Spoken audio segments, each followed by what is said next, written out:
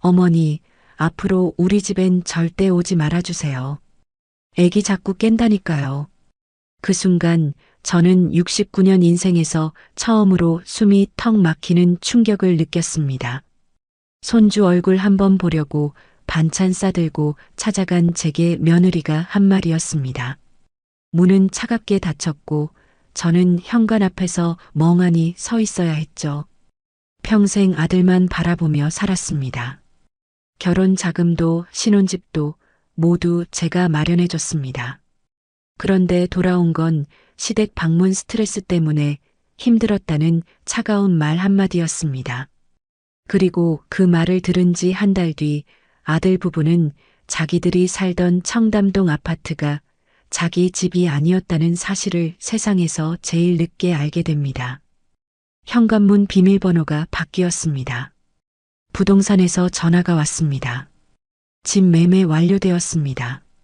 오늘부로 새 입주자 들어옵니다. 그제야 아들은 등기부를 확인했죠. 그 집이 자기 명의가 아니라 엄마인 제 명의였다는 걸 그 순간 처음 알았습니다. 도대체 무슨 일이 있었던 걸까요? 69세 어머니는 왜 이런 극단적인 선택을 했을까요?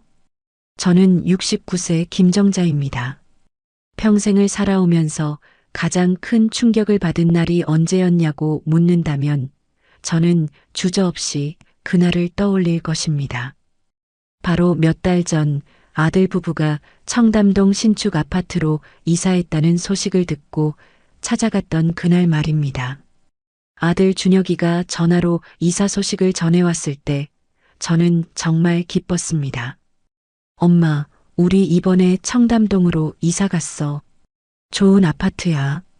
그 목소리에는 자랑스러움이 가득했습니다. 저는 당연히 축하했죠. 그래, 아들아.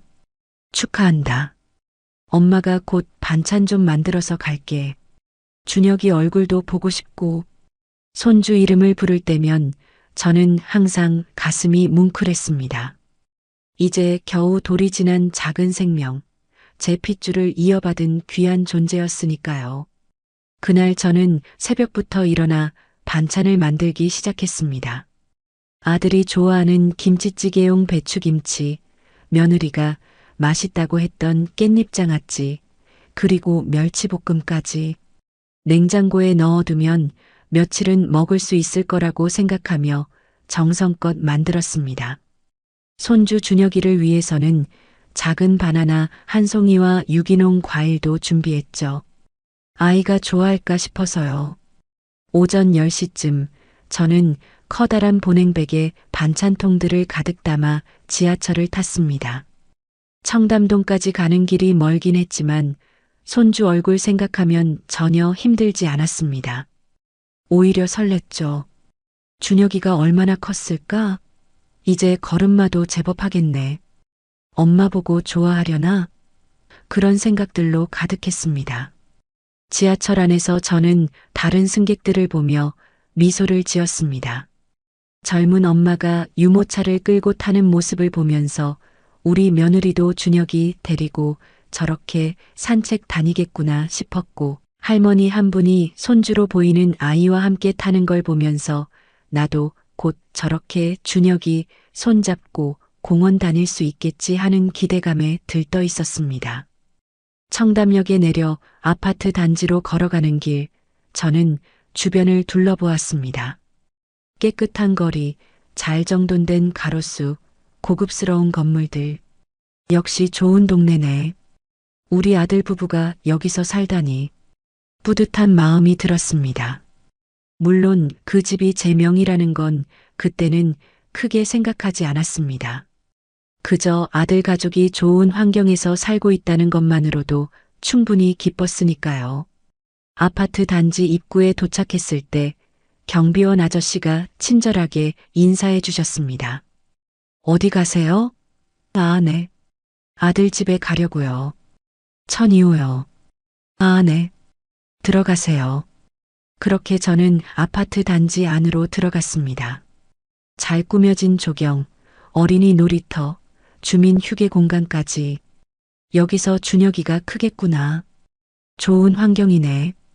계속해서 감탄하며 걸었습니다. 엘리베이터를 타고 10층으로 올라가는 동안 저는 가슴이 두근거렸습니다. 마치 처음 손주를 만나러 가는 것처럼 설렜죠. 엘리베이터 문이 열리고 복도를 걸어가는데 새 아파트 특유의 깨끗한 냄새가 났습니다. 천 2호 앞에 섰을 때 저는 잠시 숨을 고르고 현관문을 바라봤습니다. 문패에는 정수진, 김준혁 이렇게 적혀 있었습니다. 며느리 이름이 먼저 적힌 걸 보고 요즘은 다 이렇게 하는구나 싶었습니다. 저는 초인종을 눌렀습니다. 딩동 경쾌한 소리가 울렸습니다. 그리고 기다렸죠. 안에서 발소리가 들렸습니다. 오고 있구나. 저는 미소를 지었습니다. 곧 며느리가 반갑게 맞아줄 거라 생각했으니까요. 문이 살짝 열렸습니다. 체인이 걸린 채로요. 그 좁은 틈 사이로 며느리 수진이의 얼굴 일부가 보였습니다. 그런데 표정이 이상했습니다. 반갑다는 표정이 아니었어요. 오히려 당황스러워하는 것 같았습니다. 어머니, 지금 오시면 어떡해요? 그 말투가 예사롭지 않았습니다. 차갑진 않았지만 반갑지도 않았죠. 저는 당황해서 말했습니다. 수진아, 엄마야. 반찬 좀 만들어서 왔어. 준혁이는 잘 있어? 어머니, 지금 준혁이 자요. 겨우 재웠는데. 며느리의 목소리에는 불편함이 묻어났습니다. 저는 당황스러웠지만 이해하려고 애썼습니다. 아, 그렇구나. 애기 재우는 게 힘들었나 보네. 그럼 조용히 있을게. 얼굴만 잠깐 보고 갈게. 반찬도 냉장고에 넣어두고. 아, 어머니. 안 돼요. 며느리가 제 말을 자르며 말했습니다. 그 순간 저는 뭔가 이상하다는 걸 느꼈습니다. 우리 집은 외부 방문 금지예요. 방문 스트레스 때문에 준혁이가 예민해져요. 외부 방문 금지? 저는 그 말을 듣고 귀를 의심했습니다. 외부? 제가 외부라고요? 저는 준혁이 할머니인데 아들의 어머니인데 제가 외부라는 겁니까? 수진아, 엄마가 외부라니. 그게 무슨 말이니? 나 할머니잖아. 저는 조심스럽게 말했습니다. 목소리가 떨렸습니다. 하지만 며느리는 단호했습니다. 어머니도 아시잖아요. 요즘 육아는 정말 힘들어요. 준혁이가 낯선 사람 오면 긴장하고 그러면 밤에 잠도 안 자고 저희 부부가 너무 힘들어요. 그래서 지금은 아무도 안 만나기로 했어요. 낯선 사람? 저는 더 이상 말이 나오지 않았습니다. 제가 손주에게 낯선 사람이라는 겁니까? 며느리는 계속해서 말했습니다. 그리고 사실 어머니가 오시면 준혁이 너무 흥분해요. 그러면 리듬이 다 깨지고 저희가 다시 재우느라 몇 시간씩 고생하거든요. 정말 힘들어요. 이해해 주세요. 이해해 달라고요? 저는 손주 얼굴 한번 보는 게 그렇게 큰 죄인가요? 저는 입술을 깨물었습니다. 눈물이 날 것 같았지만 참았습니다. 그럼 반찬이라도 두고 갈게. 냉장고에만 넣어두면. 어머니, 죄송한데요. 저희는 지금 식단 관리 중이에요. 소금 섭취도 줄이고 유기농만 먹고 있거든요. 어머니가 해주신 반찬은 죄송하지만 저희 식단이랑 안 맞아요. 그 순간 저는 완전히 얼어붙었습니다. 제가 새벽부터 일어나 정성껏 만든 반찬이 제 손맛이 담긴 음식이 며느리에게는 식단이랑 안 맞는 불필요한 것이었습니다.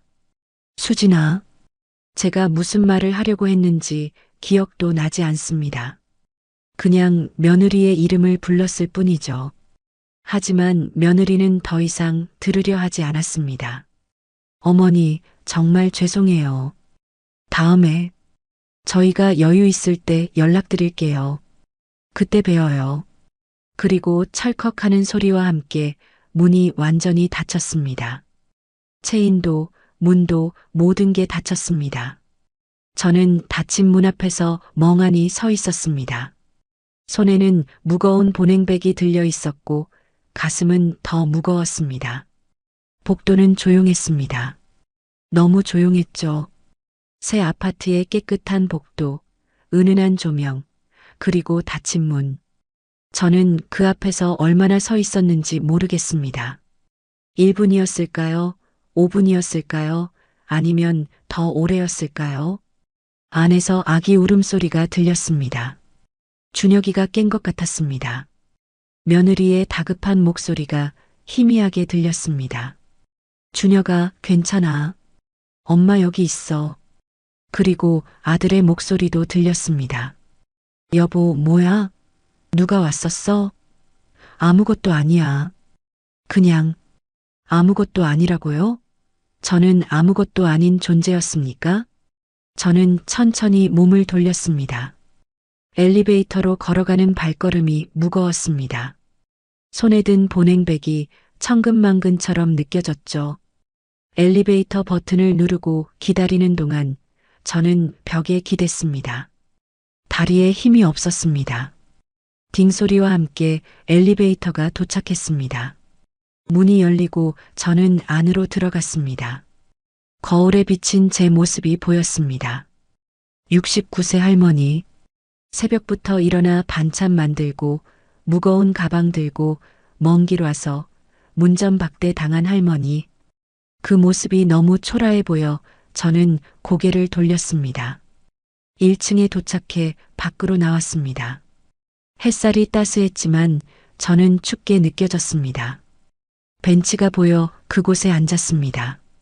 보냉백을 옆에 내려놓고 한숨을 쉬었죠.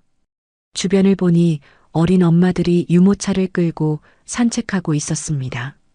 할머니, 할아버지들이 손주 손을 잡고 놀이터로 가는 모습도 보였습니다. 웃음소리가 들렸습니다. 행복해 보였죠. 그런데 저는 왜 이렇게 쓸쓸할까요? 내가 뭘 잘못했지? 저는 스스로에게 물었습니다. 손주 보러 온 게 잘못인가요? 반찬 만들어 온 게 잘못인가요? 며느리가 좋아할 거라고 생각했던 깻잎장아찌, 아들이 좋아하는 김치찌개 재료, 그게 다 잘못이었나요? 그때 핸드폰이 울렸습니다. 아들에게서 온 문자였습니다. 엄마, 미안해. 수진이가 요즘 육아 스트레스가 심해서 그래. 이해해줘. 우리가 여유 생기면 엄마 모시고 외식하자. 외식이라고요? 저는 외식이 하고 싶은 게 아니었습니다. 손주 얼굴이 보고 싶었던 거예요. 제 핏줄을, 제가 그렇게 기다리던 손주를 보고 싶었던 것뿐이에요. 저는 답장하지 않았습니다. 뭐라고 답해야 할지 몰랐으니까요. 그냥 핸드폰을 가방에 넣고 일어났습니다. 보냉백을 다시 들었죠. 아직도 무거웠습니다. 지하철역으로 걸어가면서 저는 생각했습니다. 내가 너무 자주 연락한 건가? 너무 오지랖이 넓었나? 며느리한테 부담을 줬나? 온갖 생각이 머릿속을 스쳐 지나갔습니다. 집으로 돌아오는 지하철 안에서 저는 창밖을 바라봤습니다. 스쳐 지나가는 풍경들이 흐릿하게 보였습니다. 눈물이 고여 있었기 때문이죠. 저는 눈물을 닦으며 생각했습니다. 아들한테 뭐가 부족했을까? 저는 아들 준혁이를 낳고 평생을 아들만 바라보며 살았습니다. 남편이 일찍 돌아가신 후로는 더욱 그랬죠.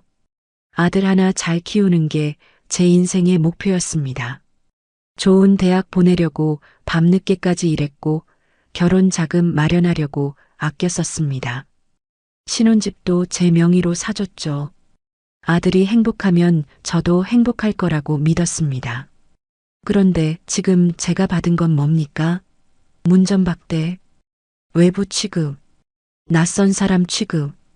집에 도착해 냉장고를 열고 보냉백 속 반찬들을 꺼냈습니다. 새벽부터 만든 김치, 깻잎장아찌, 멸치볶음. 하나하나 냉장고에 넣으며 저는 허탈하게 웃었습니다. 이걸 누가 먹지? 나 혼자 다 먹나? 거실 소파에 앉아 멍하니 천장을 바라봤습니다. 텅 빈 집, 조용한 집, 저 혼자 사는 이 집이 너무 크게 느껴졌습니다. 예전에는 아들이 가끔 들러서 엄마 밥 줘하던 때가 있었는데 결혼하고 나서는 그마저도 없어졌습니다. 그날 밤 저는 잠을 이룰 수 없었습니다. 계속해서 며느리의 목소리가 들렸습니다. 외부 방문 금지예요. 낯선 사람이 오면 준혁이가 긴장해요. 어머니가 오시면 리듬이 깨져요. 저는 정말 그렇게 방해가 되는 존재일까요? 손주에게 낯선 사람일까요? 아들에게는 이제 필요 없는 사람일까요? 새벽 3시쯤 저는 일어나 물을 마시러 부엌에 갔습니다. 냉장고 문을 열자 제가 만든 반찬들이 가득했습니다. 아들한테 주려고 만든 것들, 이제 아무 쓸모없게 된 것들. 저는 냉장고 문을 닫고 고개를 저었습니다. 내가 너무 집착했나? 아들한테 너무 많은 걸 바랐나? 하지만 저는 아무것도 바라지 않았습니다. 그저 가끔 손주 얼굴 보고 아들 잘 지내는지 확인하고 그것만 원했을 뿐인데요. 다음 날 아침 저는 딸 미영이에게 전화했습니다. 미영이는 저와 가까운 지방에 살고 있었죠. 엄마, 왜? 무슨 일 있어? 딸의 목소리는 따뜻했습니다. 저는 울컥했지만 참았습니다. 아니야, 그냥 내 목소리 듣고 싶어서. 엄마, 무슨 일 있었지? 목소리가 이상해. 딸은 역시 날 잘 알았습니다. 저는 결국 어제 있었던 일을 말했습니다. 며느리한테 문전박대 당한 것, 외부 취급받은 것, 모든 걸 말했죠. 엄마, 오빠가 그렇게까지 했어? 딸의 목소리에는 분노가 섞여 있었습니다. 미영아, 어쩌면 내가 잘못했을지도 몰라. 너무 자주 연락했나? 엄마, 그게 무슨 말씀이세요? 손주 보러 간 게 잘못이에요? 엄마가 평생 오빠한테 얼마나 해줬는데. 딸은 화가 났습니다. 하지만 저는 오히려 딸을 진정시켰습니다. 아니야, 괜찮아. 수진이도 힘들었나 보다. 육아가 얼마나 힘든데. 엄마는 왜 맨날 오빠 편만 들어요? 엄마도 서운하잖아요. 딸 말이 맞았습니다. 저는 서운했습니다. 너무 서운했죠. 하지만 인정하고 싶지 않았습니다. 그날부터 저는 아들 부부에게 연락하지 않았습니다. 먼저 연락하지 않기로 마음먹었죠. 며느리가 부담스러워하니까 제가 한 발 물러서야겠다고 생각했습니다. 일주일이 지났습니다. 아들에게서 아무 연락이 없었습니다. 2주일이 지났습니다. 여전히 조용했죠. 한 달이 다 되어갈 무렵 저는 깨달았습니다. 아, 내가 연락 안 하면 아들도 안 하는구나. 그 깨달음이 가장 아팠습니다. 제가 먼저 연락하지 않으면 아들은 엄마 생각을 하지 않는다는 것. 저는 아들에게 그저 편할 때만 찾는 존재였던 거죠. 그렇게 저는 조용히 상처를 삼키며 살았습니다. 하지만 더 큰 충격은 아직 오지 않았습니다. 진짜 상처는 그 다음에 기다리고 있었습니다. 그렇게 한 달이 흘렀습니다. 조용한 한 달이었죠. 아들에게서 연락이 없었고 저도 먼저 연락하지 않았습니다. 하지만 제 마음 한편에는 늘 손주 준혁이 생각이 있었습니다. 이제 돌이 지났으니 많이 컸겠지? 걸음마는 더 잘하려나? 말은 조금 하려나? 어느 날 아침 문득 달력을 보다가 깨달았습니다. 다음 달이면 준혁이 돌잔치였습니다. 벌써 1년이라니. 시간이 정말 빠르게 흘렀습니다. 돌잔치, 아이의 첫 번째 생일. 할머니로서 그냥 넘어갈 수 없는 날이었죠. 저는 고민했습니다. 돌잔치에는 초대받을까? 아니면 이번에도 오지 말라고 할까?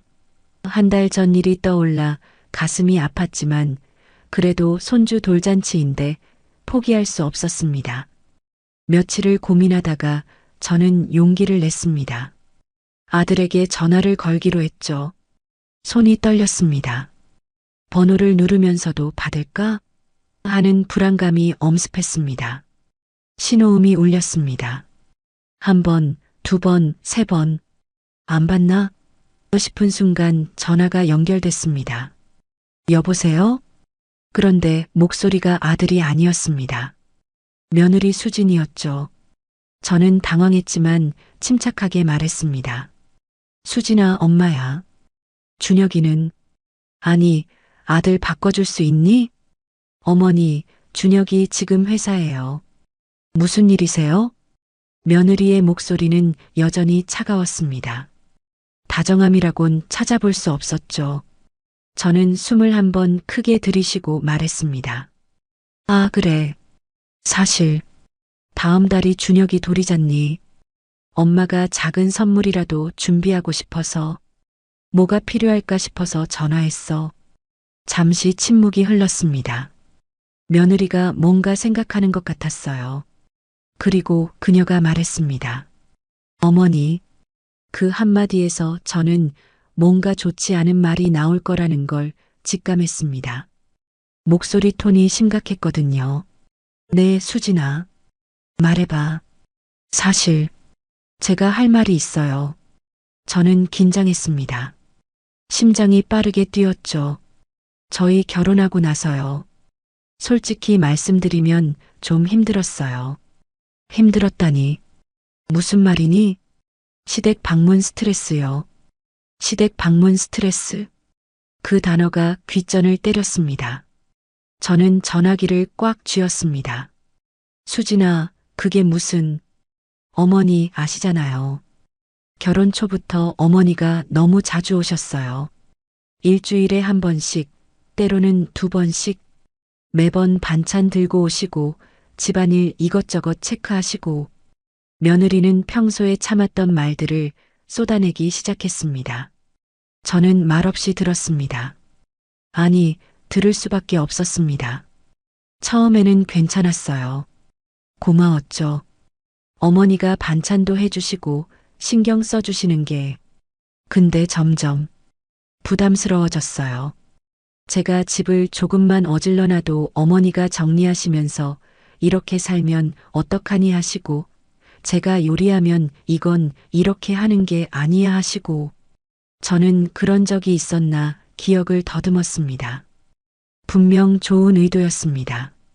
며느리를 도와주려고 더 편하게 살라고 했던 말들이었는데, 그리고 준혁이 낳고 나서는 더 심해졌어요. 어머니가 하루가 멀다 하고 오셔서 애기 이렇게 앉는 거 아니야. 수유는 이렇게 해야 해. 기저귀는 이걸 써야 돼. 계속 간섭하셨어요. 간섭이라고요? 저는 도와주려고 했던 건데 그게 간섭이었나요? 어머니, 저도 처음엔 참았어요. 어머니 마음을 알으니까. 손주가 예뻐서 그러시는 거 아니까. 근데 제 육아 방식까지 부정당하는 것 같아서 너무 힘들었어요. 며느리의 목소리가 조금 떨렸습니다. 감정이 섞인 것 같았어요. 제가 육아책 보고 이렇게 하겠다고 하면 어머니는 요즘 애들은 너무 책만 본다고 하시고, 제가 준혁이한테 영어 동요 들려주면 아기한테 무슨 영어냐고 하시고, 제가 하는 모든 게 어머니 눈에는 틀린 것처럼 느껴졌어요. 저는 할 말을 잃었습니다. 정말 그렇게 말했던 적이 있었나요? 기억을 더듬어 봤지만 확실하지 않았습니다. 어쩌면 무심코 했던 말들이 며느리에게는 상처가 됐을지도 모르겠다는 생각이 들었습니다. 그리고 제일 힘들었던 건요. 며느리가 잠시 멈췄다가 말을 이었습니다. 어머니가 오시면 저한테 준혁이를 안 맡기세요.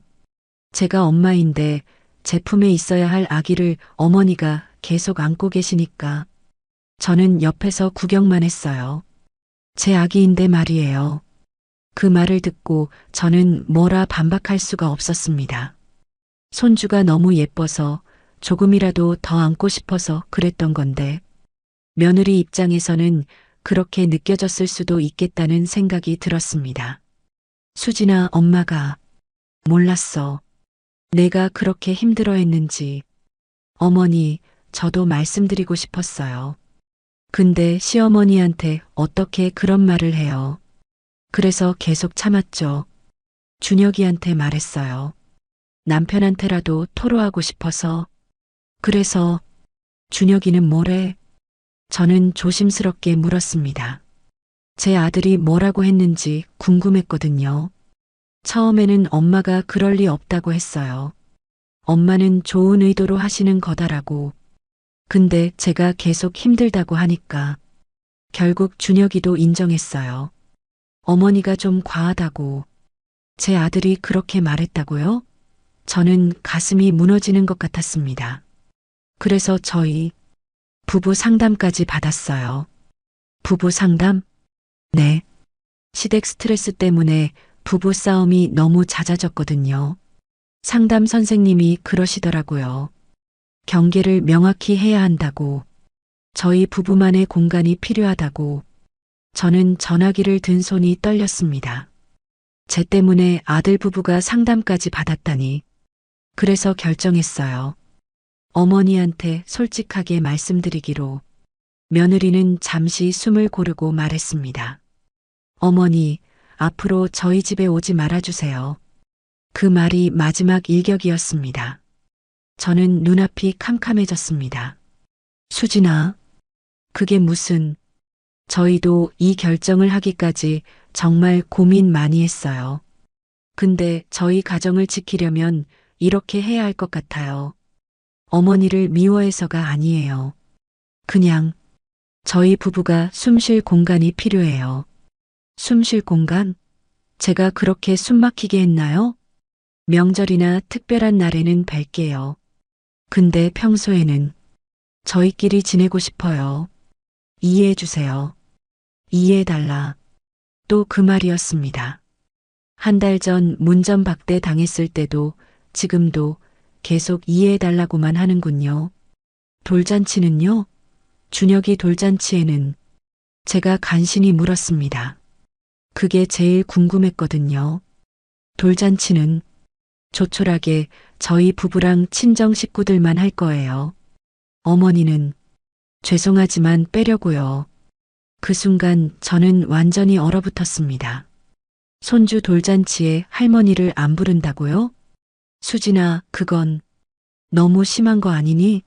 준혁이 할머니인데. 어머니, 제 부모님만 모시려고요. 양가 다 모시면 또 복잡해지고 어머니 오시면 또 이것저것 간섭하실 것 같아서 저는 더 이상 들을 수 없었습니다. 심장이 터질 것 같았어요. 수진아, 엄마는 어머니, 죄송해요.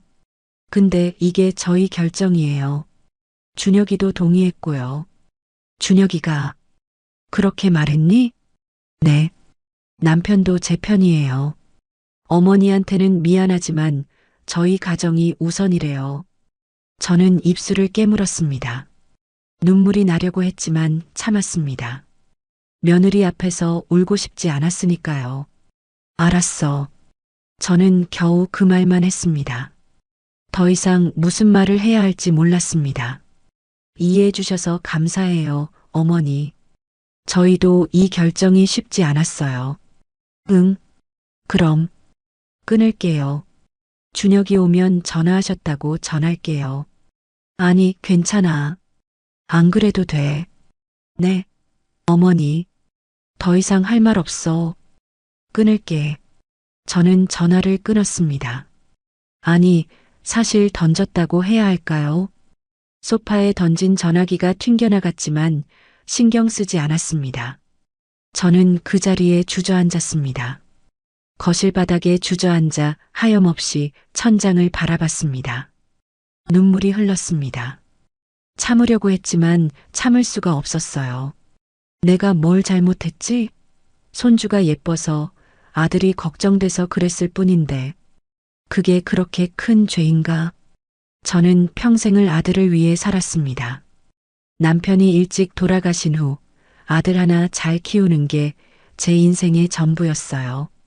좋은 대학 보내려고 새벽부터 밤늦게까지 일했고 아들이 원하는 건 뭐든지 해주려고 노력했습니다. 결혼할 때도 마찬가지였어요. 아들이 행복하게 살 수 있도록 신혼집도 마련해줬죠. 제 명의로 된 청담동 아파트, 제 평생 저축이 들어간 그 집. 아들은 자기 돈으로 산 줄 알고 있을 겁니다.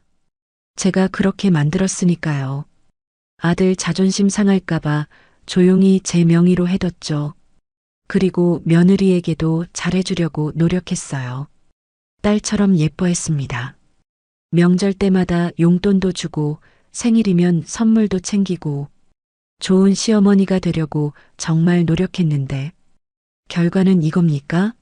오지 말라는 통보, 돌잔치 초대도 안 한다는 말. 저는 울면서 생각했습니다. 내 인생은 뭐였을까? 왜 나는 평생 아들만 바라봤을까? 핸드폰이 울렸습니다. 아들에게서 온 전화였어요. 며느리가 말했나 봅니다. 저는 전화를 받았습니다. 엄마. 아들의 목소리였습니다. 미안한 듯 하면서도 어딘가 단호한 목소리. 응. 수진이한테 들었어. 엄마 미안해. 근데 수진이 말이 맞아. 엄마가 좀 과했어. 우리 부부 일에 너무 간섭하셨어. 제 아들이 제게 하는 말이었습니다. 저는 웃음이 나왔어요. 허탈한 웃음이었죠. 준혁아, 엄마가 그렇게 나빴니? 나쁘다는 게 아니라. 엄마, 우리도 부부잖아. 우리만의 방식대로 살고 싶어. 엄마 방식을 강요하지 말아줘.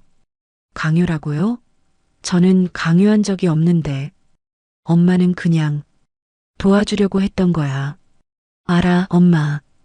근데 그게 우리한테는 부담이었어. 특히 수진이한테. 그래서 돌잔치에도 엄마 부르지 않는 거니? 엄마. 그건 수진이가 결정한 거고 나도 동의했어. 우리 부부가 편하게 준혁이 돌잔치 해주고 싶어. 엄마가 있으면 불편하다는 거지. 그런 뜻은 아니고. 아니면 뭐니? 할머니를 돌잔치에 안 부르는데 그게 아니면 뭐니? 저는 목소리를 높였습니다. 화가 났어요. 서러웠고 억울했습니다. 엄마, 진정해. 우리도 고민 많이 했어. 근데 지금은 이게 최선인 것 같아. 최선? 내 엄마를 배제하는 게 최선이라고? 엄마.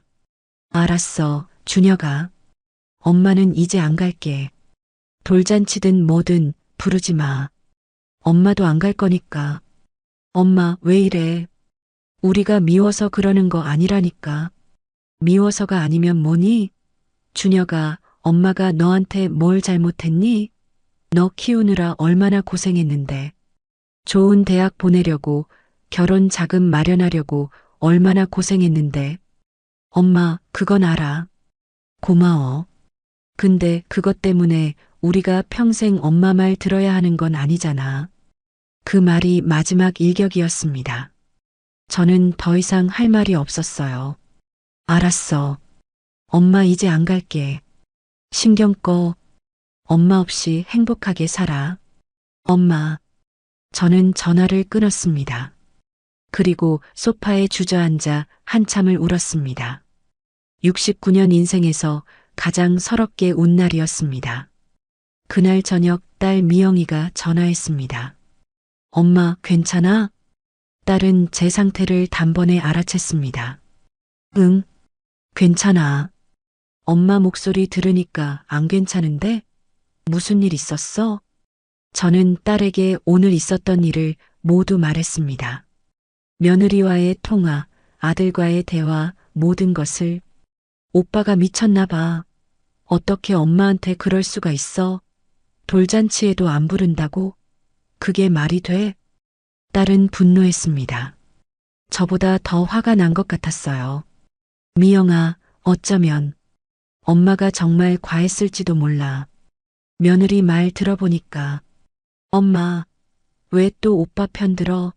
엄마가 뭘 잘못했는데 손주 예뻐하는 게 잘못이야? 반찬해주는 게 잘못이야? 근데 며느리 입장에서는 엄마 그만해. 엄마는 맨날 오빠만 감싸. 오빠가 뭘 해도 엄마는 이해하려고 하잖아. 근데 오빠는 오빠는 엄마 이해해줘? 딸의 말이 가슴에 와닿았습니다. 정말 그랬나요? 저는 아들을 너무 이해하려고만 했나요? 엄마, 내일 나 엄마 보러 갈게. 혼자 있지 마. 괜찮아, 미영아. 엄마 괜찮으니까 걱정하지 마. 엄마 목소리가 괜찮은 소리야? 내일 갈게. 끊지 마. 딸과 한참을 통화했습니다. 딸은 계속 제 편이었어요. 오빠가 잘못했다고, 엄마는 아무 잘못 없다고. 그 말들이 위로가 됐지만 동시에 더 슬펐습니다. 밤이 깊었습니다. 저는 침대에 누워 천장을 바라봤습니다. 잠이 오지 않았어요. 계속해서 오늘 있었던 일들이 머릿속을 맴돌았습니다. 시댁 방문 스트레스, 부부 상담, 오지 말아주세요. 돌잔치 초대 안 할게요. 하나하나가 칼처럼 제 가슴을 찔렀습니다. 그리고 저는 결심했습니다. 뭔가 바꿔야겠다고. 이대로 당하고만 있을 수 없다고. 제 인생을 되찾아야겠다고. 다음 날 아침 저는 서재로 가서 오래된 서류 보관함을 열었습니다. 각종 서류들이 가득했죠. 보험증서, 통장, 그리고 부동산 등기 서류, 청담동 아파트 등기부등본을 꺼냈습니다. 명의인 란을 확인했습니다. 김정자. 제 이름이 또렷하게 적혀 있었습니다. 저는 그 서류를 한참 바라봤습니다. 아들은 이 집이 자기 명의인 줄 알고 있을 겁니다. 며느리도 당연히 그렇게 알고 있겠죠. 하지만 진실은 달랐습니다. 이 집은 제 명의였습니다. 제 돈으로 산 집이었어요. 결혼할 때 아들에게 말했었죠. 신혼집은 엄마가 해줄게. 아들은 고마워했습니다. 하지만 명의는 제 것으로 해뒀어요. 나중에 아들 명의로 바꿔주려고 했었죠. 언젠가 때가 되면. 하지만 지금 그때가 왔을까요? 저는 등기부등본을 들고 오래 생각했습니다. 그리고 결론을 내렸습니다. 제 인생을 바꿔야 할 때가 왔다고. 더 이상 아들만 바라보며 살 수 없다고. 제 존엄을 지켜야 한다고. 저는 서류를 가방에 넣고 외출 준비를 했습니다. 그리고 부동산으로 향했습니다. 69년 인생에서 가장 큰 결정을 내리기 위해서였습니다. 부동산에서 돌아온 저는 며칠간 고민에 빠졌습니다. 정말로 이렇게 해야 하나? 아들과의 관계를 완전히 끊는 게 맞나? 수없이 자문했지만 답은 나오지 않았습니다. 다만 한 가지는 확실했습니다. 이대로는 안 된다는 것. 며느리와의 통화 이후 일주일이 지났습니다. 그 일주일 동안 저는 단 한 번도 아들에게서 연락을 받지 못했습니다. 사과도 안부 전화도 없었죠. 마치 그 통화가 없었던 것처럼, 아니 마치 제가 존재하지 않는 것처럼 아들은 조용했습니다. 밤마다 잠을 이루지 못했습니다. 천장을 바라보며 생각했죠. 내가 정말 그렇게 나쁜 시어머니였을까? 간섭이 심했을까? 며느리를 힘들게 했을까? 하지만 아무리 생각해도 저는 그저 손주가 사랑스러워서 아들 부부가 잘 살기를 바라는 마음에서 했던 일들 뿐이었습니다. 어느 날 새벽 저는 문득 결심했습니다. 한 번만 더 가보자고. 마지막으로 한 번만 더 아들을 만나 이야기하자고. 이렇게 끝낼 수는 없다고 생각했습니다. 69년을 살면서 가장 소중했던 사람이 아들이었는데 이렇게 이해도 못하고 끝낼 수는 없었어요. 그날 오후 저는 다시 청담동 아파트로 향했습니다. 이번에는 반찬도 선물도 들고 가지 않았습니다. 그냥 빈손으로 오직 대화만 하고 싶다는 마음으로 갔습니다. 지하철을 타고 가는 동안 가슴이 두근거렸습니다. 불안과 기대가 뒤섞인 복잡한 감정이었죠. 청담역에 내려 아파트로 걸어가면서 저는 어떻게 말을 꺼내야 할지 연습했습니다. 준혁아, 엄마 말 좀 들어봐. 엄마가 잘못한 게 있으면 고칠게. 근데 손주는 봐야 하지 않겠니? 아니면 수진아, 엄마가 너무 나갔던 것 같아. 미안해. 앞으로는 조심할게. 여러 가지 시나리오를 머릿속으로 그렸습니다. 아파트 단지 입구에 들어섰을 때 경비원 아저씨가 저를 기억하는지 고개를 끄덕이며 인사했습니다. 저도 인사를 하고 안으로 들어갔죠. 잘 정돈된 조경을 지나 엘리베이터로 향하면서 문득 이게 마지막 일지도 모른다는 생각이 들었습니다. 왜 그런 생각이 들었는지는 모르겠지만 가슴이 먹먹해졌습니다. 10층에 도착해 천이호 앞에 섰습니다. 초인종을 누르기 전 저는 깊은 숨을 들이쉬었습니다. 그리고 버튼을 눌렀습니다. 딩동. 잠시 기다렸습니다. 안에서 소리가 들렸어요. 발소리, 그리고 누군가 다가오는 기척. 문이 열릴 것 같았습니다. 저는 미소를 지으려고 했어요. 최대한 부드럽게, 공격적이지 않게 보이려고요. 하지만 문은 열리지 않았습니다. 대신 문 너머로 며느리의 목소리가 들렸습니다. 누구세요? 문도 열지 않고 묻는 거였습니다. 인터폰으로 확인했을 텐데 제가 온 걸 알면서도 문을 열지 않은 거죠. 수진아, 엄마야. 문 좀 열어줄래? 잠시 침묵이 흘렀습니다. 그리고 며느리가 말했습니다. 어머니, 왜 또 오셨어요? 또, 그 단어가 제 가슴을 찔렀습니다. 마치 제가 환영받지 못하는 불청객인 것처럼 느껴졌죠. 수진아, 엄마가 할 말이 있어서. 문 좀 열어줘. 오래 안 걸릴게. 어머니, 지금 준혁이 자요. 겨우 재웠는데 깨면 안 돼요. 또 그 말이었습니다. 아기가 잔다는 말. 저는 참을성 있게 말했습니다. 그럼 조용히 할게. 문 좀 열어줘. 준혁이 아빠는 집에 있니? 준혁이는 회사 가고 없어요. 그리고 어머니, 진짜 지금은 안 돼요. 수진아, 제발 부탁이야. 딱 5분만. 엄마가 할 말이 있단다. 제 목소리가 떨렸습니다. 애원하는 것 같아 자존심이 상했지만 어쩔 수 없었어요. 문이라도 열어야 이야기를 할 수 있으니까요. 어머니, 며느리의 목소리에 짜증이 섞여 있었습니다. 오지 말라고 했잖아요. 왜 자꾸 오세요? 저희가 싫다고 했잖아요. 싫다고요? 그 말이 칼처럼 제 가슴을 찔렀습니다. 수진아, 엄마가 잘못했으면 사과할게. 그러니까 문 좀 열어줘. 이렇게 문 앞에서 얘기할 수는 없잖니.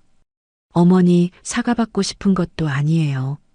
그냥 저희한테 신경 끄고 안 오셨으면 좋겠어요. 계속 이러시면 저희가 더 힘들어요. 저는 문에 손을 짚었습니다. 다리에 힘이 풀렸어요. 며느리는 계속 말했습니다. 어머니가 올 때마다 저희 부부 싸워요.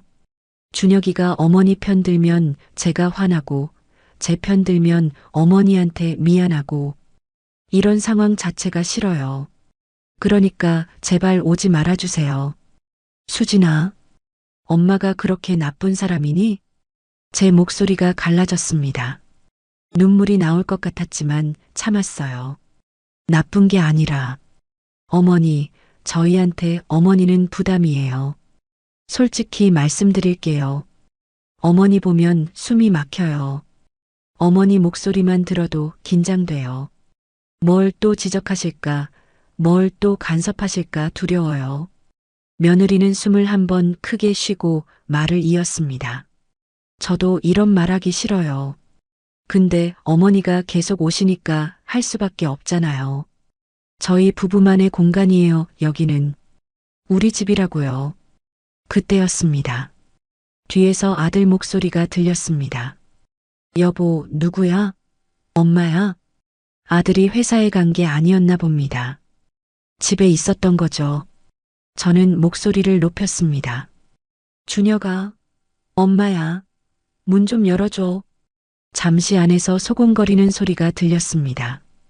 아들과 며느리가 뭔가 이야기하는 것 같았어요. 그리고 아들의 목소리가 들렸습니다. 엄마, 지금은 안 돼.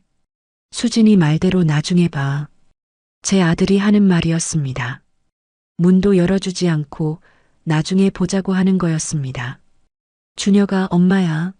제발 문 좀 열어줘. 할 말이 있단다. 엄마, 지금 준혁이 자는데 깨면 어떡해. 그냥 가.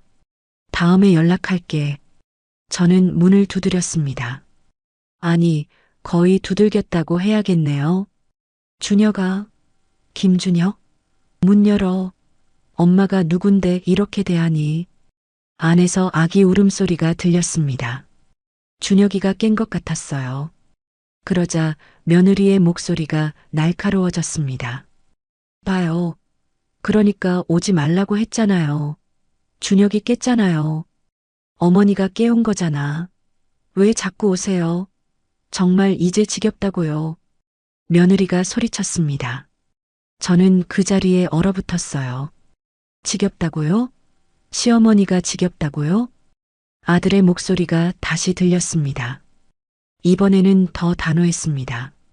엄마, 그냥 가. 며느리 말 좀 들어줘. 여긴 우리 집이니까. 우리 집. 그 말을 듣는 순간 저는 완전히 얼어붙었습니다. 우리 집이라고요? 그 집이 누구 명의인지 아들은 모르는 거였습니다. 며느리도 모르겠죠. 그들은 그 집이 자기들 집인 줄 알고 있었던 겁니다. 저는 문에서 한 발짝 물러섰습니다. 가슴이 철렁 내려앉았어요. 우리 집이라니. 전세금 70%가 아니라 아예 집 전체가 제 명의인데, 제 돈으로 산 집인데, 아들은 까맣게 잊고 있었습니다. 준혁아, 제가 떨리는 목소리로 불렀습니다. 그 집, 누가 사준 집인지 기억하니? 엄마가 도와주신 건 알아. 근데 그게 뭐 어때? 지금은 우리가 살고 있잖아. 우리 집이야. 도와주신 게 아니라 제가 다 사준 집인데. 하지만 저는 그 말을 하지 않았습니다. 아직은 아니었어요. 며느리가 다시 말했습니다. 어머니, 우리 부부만의 공간이니까 앞으로 절대 오지 마세요. 진짜 이제 한계예요.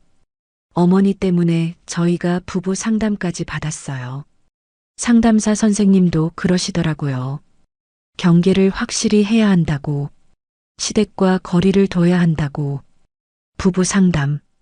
그 말을 다시 들으니 더 참담했습니다. 제 때문에 아들 부부가 상담까지 받았다니. 저희 결혼하고 나서요. 어머니가 매일같이 전화하시고 일주일에 몇 번씩 오시고 그게 얼마나 스트레스였는지 아세요? 제가 친정 엄마 만나러 가면 질투하시고 제 친구들이랑 약속 잡으면 며느리가 집을 비우면 어떡하냐고 하시고 며느리는 평소에 쌓였던 불만들을 쏟아냈습니다.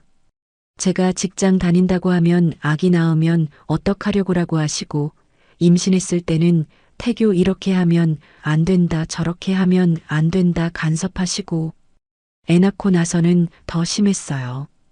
제 육아 방식 하나하나 다 간섭하시면서 요즘 엄마들은 모른다고 하시고 저는 정말 그렇게 말했나요?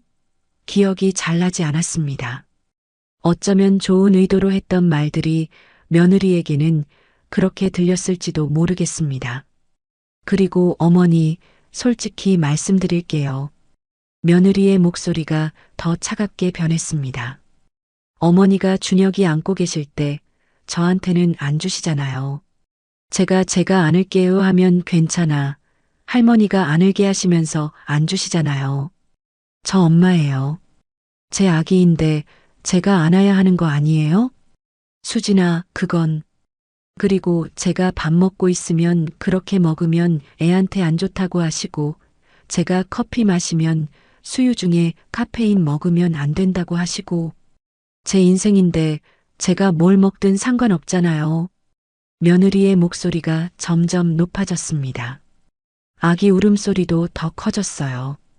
봐요, 준혁이 더 우네요. 다 어머니 때문이에요. 왜 자꾸 와서 우리 애 깨우고 우리 부부 싸움하게 만들고 우리 가정 망가뜨리는 거예요. 망가뜨린다고요? 저는 손주를 사랑했을 뿐인데 그게 가정을 망가뜨리는 거였습니까? 그때 아들이 말했습니다. 엄마, 이제 진짜 그만해. 수진이 말이 맞아. 엄마가 너무 과했어. 우리 생활에 너무 많이 간섭했어. 준혁아, 엄마는 맨날 널 위해서, 손주 위해서라고 하지만 사실은 엄마 하고 싶은 대로 한 거잖아. 우리 의견은 하나도 안 물어보고. 아들의 말이 화살처럼 날아왔습니다. 엄마가 해준 것들 다 고마워. 진짜 고마워. 근데 그게 우리한테 빚이 되면 안 되잖아. 엄마가 해줬으니까 평생 엄마 말 들어야 하는 거 아니잖아. 준혁아, 엄마가 그런 뜻으로. 엄마는 맨날 그렇게 말해. 나는 그런 뜻이 아니었어. 근데 받는 사람은 그렇게 느끼는데? 그럼 그게 문제 아니야? 저는 더 이상 할 말이 없었습니다. 제 아들이 제게 이런 말을 하다니. 며느리가 다시 말했습니다. 어머니, 마지막으로 말씀드릴게요. 앞으로 절대 저희 집에 오지 마세요. 전화도 하지 마세요. 명절이나 특별한 날 말고는 연락하지 마세요. 저희 부부한테 신경 끄세요. 저희는 저희끼리 살 거예요. 그래, 엄마. 우리끼리 살게. 엄마도 엄마 인생 사세요. 우리한테 너무 집착하지 마시고. 집착이라고요? 제가 아들한테 집착했다고요? 저는 문 앞에 서서 한참을 말없이 서 있었습니다. 안에서는 아기 울음소리만 들렸어요. 그리고 며느리가 아기를 달래는 소리. 준혁아, 괜찮아. 엄마 여기 있어. 저는 천천히 몸을 돌렸습니다. 더 이상 이곳에 있을 이유가 없었습니다. 엘리베이터로 향하는 발걸음이 무거웠죠. 복도가 너무 길게 느껴졌습니다. 엘리베이터 버튼을 누르고 기다리면서 저는 뒤를 돌아봤습니다. 천이후 문이 보였어요. 여전히 닫혀 있었습니다. 제가 평생 모은 돈으로 사준 집, 아들이 행복하길 바라며 마련해준 신혼집. 그 문이 이렇게 차갑게 느껴질 줄은 몰랐습니다. 딩소리와 함께 엘리베이터가 도착했습니다. 문이 열리고 저는 안으로 들어갔어요. 거울에 비친 제 모습을 봤습니다. 69세 할머니, 문전박대 당한 할머니, 손주 얼굴 한번 보지 못하고 쫓겨난 할머니. 눈물이 흘렀습니다. 이번에는 참을 수가 없었어요. 엘리베이터 안에서 혼자 소리 없이 울었습니다. 1층에 도착해 밖으로 나왔습니다. 햇살이 따스했지만 전혀 따뜻하게 느껴지지 않았어요. 저는 벤치에 앉아 한참을 그렇게 있었습니다. 주변을 보니 아이들이 놀고 있었습니다. 엄마들이 유모차를 끌고 산책하고 있었고 할머니 한 분이 손주 손을 잡고 웃으며 걷고 있었습니다. 모두가 행복해 보였어요. 그런데 저는 왜 이렇게 외롭고 슬플까요? 핸드폰을 꺼내 아들의 연락처를 받습니다. 아들 준혁. 그 이름을 오래 바라봤어요. 제가 낳고 키우고 사랑했던 사람. 평생을 그 사람만 바라보며 살았는데 이제는 제게 집착하지 말라고 하는 사람. 저는 그때 결심했습니다.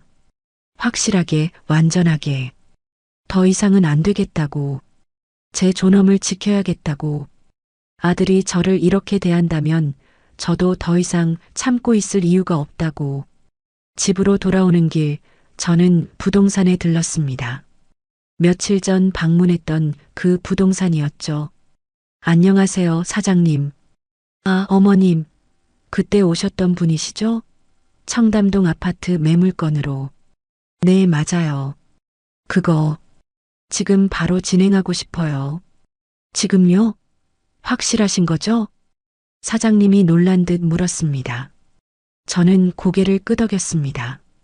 네, 확실합니다. 최대한 빨리 팔고 싶어요. 알겠습니다. 청담동 신축이니까 금방 나갈 겁니다. 일주일이면 충분할 것 같은데요. 그럼 부탁드립니다. 저는 등기 서류를 꺼내 건넸습니다. 사장님이 서류를 확인하며 물었습니다. 근데 어머님, 혹시 지금 그 집에 사는 분들한테는 말씀하셨나요? 아니요, 아직 모를 겁니다. 그럼 나중에 문제가 되지 않을까요? 문제될 것 없어요. 제 명의 집이니까요. 제가 팔겠다는데 누가 뭐라고 하겠어요? 저는 단호하게 말했습니다. 사장님은 고개를 끄덕이며 서류를 챙겼습니다. 알겠습니다. 그럼 바로 진행하겠습니다. 매수자 나오면 연락드릴게요. 네, 감사합니다. 부동산을 나오면서 저는 뒤도 돌아보지 않았습니다. 결정은 내려졌습니다. 이제 돌이킬 수 없었어요. 그날 밤 집에 돌아와서 저는 오래된 사진첩을 꺼냈습니다. 아들이 어렸을 때 사진들이 가득했죠. 갓 태어났을 때, 돌 때, 초등학교 입학식 때, 중학교 졸업식 때, 대학 합격했을 때, 결혼식 때, 하나하나 사진을 보며 저는 울었습니다. 이 아이를 키우느라 얼마나 힘들었는지, 남편 없이 혼자 키우느라 얼마나 고생했는지, 좋은 대학 보내려고 밤늦게까지 일했던 기억들, 아들이 원하는 건 뭐든 해주려고 아껴 썼던 날들, 그 모든 시간이 지금은 무의미하게 느껴졌습니다. 제가 그렇게 사랑했던 아들이 저를 집착한다고 표현하다니, 제가 그렇게 예뻐했던 며느리가 저를 지겹다고 말하다니, 저는 사진첩을 덮고 서재로 갔습니다. 서류 보관함을 열고 각종 문서들을 확인했어요. 통장, 보험, 부동산 서류, 제가 평생 모은 것들이었습니다. 그리고 결심했습니다. 이 모든 걸 정리하겠다고. 아들한테 줄 생각이었던 것들, 손주를 위해 아껴뒀던 것들, 모두 제 것으로 되찾겠다고. 저는 노트에 계획을 적기 시작했습니다. 집 매각, 이사 준비, 새 출발. 69세의 나이에 새로운 시작을 하려니 두렵기도 했지만 동시에 해방감도 느껴졌습니다. 더 이상 아들 눈치 보지 않아도 되는 삶. 며느리 비위 맞추지 않아도 되는 삶. 제가 하고 싶은 대로 사는 삶. 그날 밤 저는 오랜만에 편하게 잠들었습니다. 결정을 내리니 마음이 오히려 편해졌어요. 내일부터는 새로운 삶이 시작될 것입니다. 제 인생을 되찾는 시간이 시작될 것입니다. 그날 밤 저는 침대에 누워 천장을 바라봤습니다. 잠은 오지 않았지만 마음은 이상하게 편안했어요. 결정을 내렸다는 안도감 때문이었을까요? 아니면 드디어 제 인생을 되찾을 수 있다는 기대감 때문이었을까요? 문득 이런 생각이 들었습니다. 내 인생은 뭐였을까? 왜 나는 평생 아들만 바라봤을까? 25에 결혼했습니다. 남편은 좋은 사람이었어요. 성실하고 가정적이었죠. 결혼 3년 만에 아들 준혁이를 낳았습니다. 그때의 기쁨이란, 처음 아기를 안았을 때 작고 따뜻한 그 생명체가 제 품에 안겼을 때 저는 세상을 다 가진 기분이었습니다. 하지만 행복은 오래가지 않았습니다. 준혁이가 5살 되던 해 남편이 갑자기 쓰러졌습니다. 심근경색이었어요. 병원으로 급히 옮겼지만 소용없었습니다. 30살 너무 이른 나이에 저는 미망인이 되었습니다. 장례식장에서 아들을 안고 울었습니다. 이제 어떡하지? 이 아이를 어떻게 키우지? 앞이 캄캄했어요. 시댁에서는 아들을 맡아 키우겠다고 했습니다. 하지만 저는 거절했죠. 제가 낳은 아이, 제가 키우고 싶었습니다. 그날부터 제 인생은 완전히 바뀌었습니다. 전업주부였던 저는 일을 시작해야 했어요. 식당에서 설거지도 하고 청소 일도 하고 아파트 경비 일도 했습니다. 낮에는 일하고 밤에는 아들을 돌보는 생활이 계속됐죠. 힘들었습니다. 정말 힘들었어요. 몸은 지쳤고 마음은 외로웠습니다. 하지만 아들을 보면 힘이 났어요. 이 아이만큼은 잘 키워야 해. 아빠 없는 서름 안 받게 해줘야 해. 그 생각 하나로 버텼습니다. 아들은 잘 자랐습니다. 공부도 잘했고 착했어요. 친구들도 많았고 선생님들한테도 사랑받았습니다. 저는 그런 아들이 자랑스러웠어요. 내가 이렇게 고생한 보람이 있구나 싶었죠. 중학교 때부터 아들은 꿈이 생겼습니다. 좋은 대학에 가서 큰 회사에 취직하고 싶다고 했어요. 저는 아들의 꿈을 이루어주고 싶었습니다. 그래서 더 열심히 일했죠. 과외비를 벌려고 새벽 배달 일도 시작했습니다. 아들이 고등학교 3학년이 됐을 때 저는 밤낮 없이 일했습니다. 학원비, 교재비, 인터넷 강의비, 모든 게 돈이었어요. 하지만 아들을 위해서라면 뭐든 할 수 있었습니다. 드디어 대학 합격 소식이 왔습니다. 좋은 대학이었어요. 아들이 합격증을 들고 왔을 때 저는 너무 기뻐서 울었습니다. 해냈구나. 우리 아들이 해냈어. 그날 밤 저는 하늘에 있는 남편에게 말했습니다. 여보, 우리 아들 좋은 대학 갔어요. 당신이 있었으면 얼마나 좋았을까. 대학 4년 동안도 열심히 일했습니다. 아들 용돈 주려고, 등록금 내려고, 책값 대려고. 제 삶은 없었어요. 오직 아들만 있었습니다. 아들이 대학을 졸업하고 좋은 회사에 취직했습니다. 그때 저는 처음으로 이제 좀 쉴 수 있겠다 싶었어요. 아들이 이제 성인이 됐으니 제 역할은 끝났다고 생각했습니다. 하지만 몇 년 후 아들이 결혼하고 싶다는 여자를 데려왔습니다. 수진이었죠. 예쁘고 똑똑한 아가씨였어요. 저는 반가웠습니다. 우리 아들이 드디어 짝을 만났구나. 결혼 준비를 하면서 아들이 고민하더군요. 신혼집 마련이 문제였습니다. 전세금이 부족하다고 했어요. 저는 고민하지 않았습니다. 제가 평생 모은 돈, 그걸 아들한테 주면 되니까요. 엄마가 신혼집 해줄게. 엄마, 그럼 엄마는? 엄마는 괜찮아. 엄마 살 집은 있으니까. 너희들이 잘 사는 게 엄마 소원이야. 그렇게 저는 제 명의로 청담동 아파트를 샀습니다. 제가 평생 모은 돈이 거의 다 들어갔어요. 하지만 후회하지 않았습니다. 아들이 행복하면 저도 행복하니까요. 명의는 제 것으로 했습니다. 나중에 아들 명의로 바꿔주려고 했죠. 아들이 좀 더 안정되면 손주라도 보면 그때 명의를 넘겨줘야지 생각했습니다. 결혼식 날 저는 정말 행복했습니다. 아들이 행복해 보였거든요. 며느리 수진이도 예뻤고요. 이제 우리 아들도 가정을 꾸렸구나. 나도 이제 편하게 살 수 있겠다 싶었습니다. 하지만 결혼 후 저는 외로웠습니다. 아들이 결혼하고 나니 연락이 뜸해졌어요.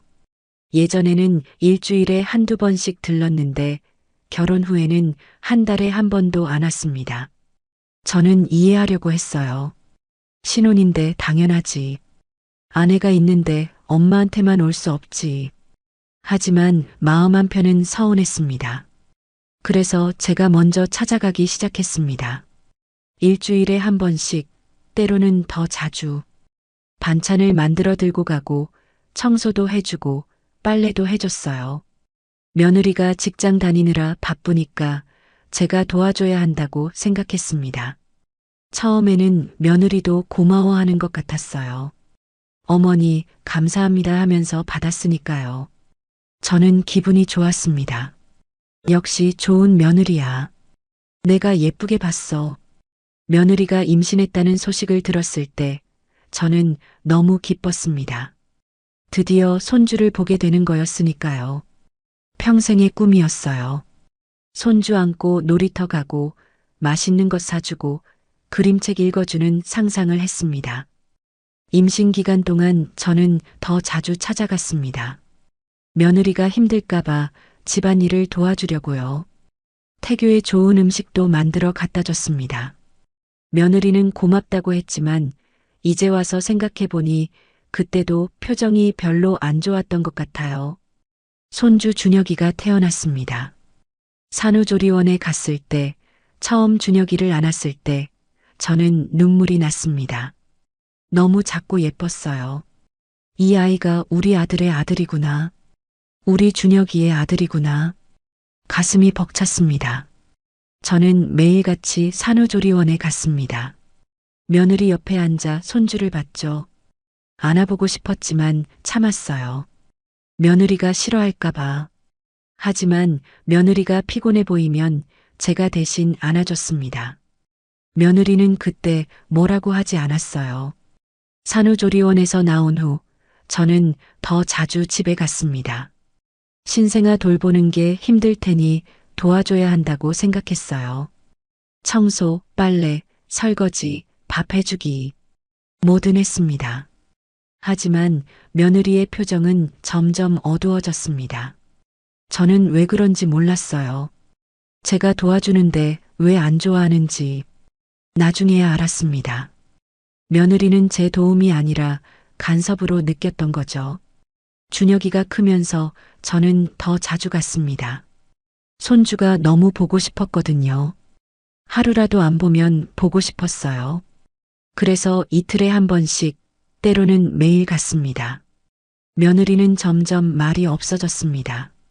제가 집에 가면 인사만 하고 방으로 들어가곤 했어요. 저는 이상하다고 생각했지만 크게 신경 쓰지 않았습니다. 산후우울증인가? 아니면 육아가 힘들어서 그런가? 그 정도로 생각했죠. 아들한테 물어봤습니다. 수진이 요즘 좀 이상하지 않니? 표정이 안 좋던데. 아들은 괜찮아요, 엄마. 육아가 힘들어서 그래요 하고 넘어갔습니다. 저는 그래서 더 도와줘야겠다고 생각했어요. 며느리가 힘드니까 제가 더 자주 가서 손주를 봐줘야겠다고. 그게 며느리한테는 더 큰 스트레스였다는 걸 그때는 몰랐습니다. 그러다가 한 달 전 그날이 왔습니다. 처음으로 문전박대를 당한 날. 어머니, 오지 마세요. 그 말을 듣고 제 세상이 무너졌어요. 그리고 일주일 전 전화로 며느리한테 들었습니다. 시댁 방문 스트레스, 부부 상담, 돌잔치 초대 안 할게요. 하나하나가 충격이었습니다. 그리고 며칠 전 마지막으로 찾아갔던 날. 문도 안 열어주고 지겹다, 집착하지 마세요. 여긴 우리 집이니까 하던 말들. 그 모든 순간들이 지금 이 밤 제 머릿속을 맴돌았습니다. 내가 뭘 잘못했을까? 정말 내가 그렇게 나빴을까? 이불을 뒤집어 쓰고 생각했습니다. 객관적으로 생각해 보려고 했어요. 제가 정말 과했을까? 너무 자주 찾아갔나? 너무 많이 간섭했나? 어쩌면 그랬을지도 모릅니다. 제 입장에서는 도와주려는 것이었지만 며느리 입장에서는 간섭이었을 수도 있어요. 제 기준으로 이렇게 해야 해라고 말했던 것들이 며느리에게는 자기 방식을 부정당하는 것으로 느껴졌을 수도 있고요. 하지만 그렇다고 해도 손주 돌잔치에 할머니를 초대하지 않는 건 너무한 거 아닐까요? 오지 말라고, 연락하지 말라고 하는 건 너무 심한 거 아닐까요? 저는 이불 속에서 울었습니다. 소리 없이 조용히. 69년을 살면서 가장 서러운 밤이었습니다. 다음 날 아침 저는 일찍 일어났습니다. 결심을 실행에 옮길 시간이었어요. 부동산에서 연락이 왔습니다. 어머님, 벌써 관심 있는 분이 계십니다. 청담동 신축이라 문의가 많네요. 그래요? 좋네요. 빨리 진행해 주세요. 네, 그런데 혹시 지금 거주하시는 분들한테는 아직 말 안 했어요. 계약 확정되면 그때 말할 겁니다. 전화를 끊고 저는 서재로 갔습니다. 등기 서류를 다시 한번 확인했어요. 명의인 김정자. 맞습니다. 이 집은 제 집이에요. 그날 오후 부동산에서 다시 연락이 왔습니다. 어머님, 매수자가 나타났습니다. 가격도 잘 맞고요. 빠르면 일주일 안에 계약 완료될 것 같습니다. 그렇게 빨리요? 네, 청담동 신축 아파트라 인기가 많습니다. 매수자가 현금 구매라 더 빠를 것 같고요. 알겠습니다. 진행해 주세요. 저는 전화를 끊고 한숨을 쉬었습니다. 드디어 시작되는 거였습니다. 다음 며칠 동안 저는 여러 가지 준비를 했습니다. 이사 갈 곳을 알아보기 시작했죠. 서울을 떠나고 싶었어요. 이곳에는 아픈 기억밖에 없으니까. 딸 미영이가 사는 지방 도시를 생각했습니다. 미영이 집 근처에 작은 전원주택을 알아봤어요. 조용하고 평화로운 곳. 남은 인생을 여유롭게 살 수 있는 곳. 그곳 부동산과 연락을 주고받았습니다. 마침 괜찮은 전원주택이 나왔더군요. 가격도 적당하고 환경도 좋았어요. 청담동 아파트를 팔면 그 집을 사고도 여유가 있을 것 같았습니다. 딸 미영이에게 전화했습니다. 미영아, 엄마가 그쪽으로 이사 가려고 해. 엄마가? 진짜? 왜 갑자기? 서울에 더 이상 있을 이유가 없어서. 오빠도 엄마 필요 없다는데 뭐. 엄마, 진짜 오빠 때문에 이사까지 가는 거야? 아니야, 엄마 인생을 위해서야. 엄마도 이제 내 삶을 살아야지. 딸은 잠시 말이 없었습니다. 그리고 조심스럽게 물었습니다. 엄마, 혹시 청담동 집? 응, 팔기로 했어. 헐, 진짜로? 오빠한테 말했어? 아니, 아직. 계약 완료되면 그때 알려줄 거야. 엄마, 오빠가 난리 칠 텐데. 그래도 상관없어. 네 명의 집이니까 내가 팔겠다는데 누가 뭐라고 하겠니? 딸은 한숨을 쉬었습니다. 엄마, 진짜 그렇게 하는 게 맞아? 나는 오빠가 잘못했다고 생각하지만 그래도. 미영아, 엄마 결정이야. 이미 부동산에 맡겼어. 일주일 안에 계약 끝날 거야. 알았어, 엄마. 엄마가 결정한 거면 나는 지지할게. 딸과의 통화를 끊고 저는 창밖을 바라봤습니다. 서울의 풍경이 보였어요. 평생을 살았던 도시, 아들을 키운 도시, 하지만 이제는 떠날 도시. 며칠이 지났습니다. 부동산에서 계속 연락이 왔어요. 계약이 순조롭게 진행되고 있다고 했습니다. 매수자가 급하게 원한다고 잔금까지 빠르게 치를 수 있다고 했죠. 어머님, 이번 주 금요일에 계약서 쓰시고 다음 주 월요일에 잔금 치르면 됩니다. 화요일부터 새 입주자가 들어갈 예정입니다. 알겠습니다. 그렇게 일주일이 흘렀습니다. 금요일 저는 부동산에 가서 계약서에 서명했습니다. 매수자를 만났어요. 젊은 부부였습니다. 신혼부부인 것 같았어요. 좋은 집 구하게 돼서 감사합니다. 잘 살 거예요. 좋은 집입니다. 저는 미소를 지으며 말했습니다. 그들은 행복해 보였어요. 제 아들 부부도 한때는 저렇게 행복해 보였는데 하는 생각이 들었습니다. 계약이 완료됐습니다. 월요일에 잔금을 받기로 했죠. 그럼 화요일부터는 새 입주자가 들어갑니다. 그 말은 아들 부부가 화요일까지 나가야 한다는 뜻이었습니다. 집으로 돌아오는 길, 저는 복잡한 심경이었습니다. 정말로 이렇게 하는 게 맞는 걸까? 하지만 돌이킬 수는 없었어요. 계약은 끝났고 잔금만 받으면 되는 상황이었으니까요. 그날 밤 저는 아들 부부가 어떻게 반응할지 상상해 봤습니다. 놀라겠죠. 당황하겠죠. 화내겠죠. 하지만 그건 그들 문제였습니다. 제가 걱정할 일이 아니에요. 월요일이 됐습니다. 부동산에 가서 잔금을 받았어요. 큰 돈이었습니다. 제 통장에 입금된 돈을 보면서 저는 이상한 기분이 들었어요. 뿌듯하면서도 슬펐습니다. 어머님, 그럼 내일부터 새 입주자가 들어갑니다. 비밀번호 변경해야 하는데요. 네, 변경해 주세요. 그럼 지금 거주하시는 분들은 오늘 저녁에 연락할 겁니다. 부동산을 나와 집으로 돌아왔습니다. 저는 핸드폰을 들었다가 놓았다가를 반복했습니다. 아들한테 전화해야 하나? 문자를 보내야 하나? 고민하다가 결정했습니다. 전화하지 않기로. 대신 그들이 직접 알게 하기로. 집에 들어갔을 때 문이 안 열리면 그때 알게 되겠죠. 그게 더 확실한 메시지일 것 같았습니다. 저는 부동산 담당자에게 부탁했습니다. 내일 저녁쯤 전화 한 통 해주실 수 있나요? 천이호 거주자에게요. 무슨 내용으로요?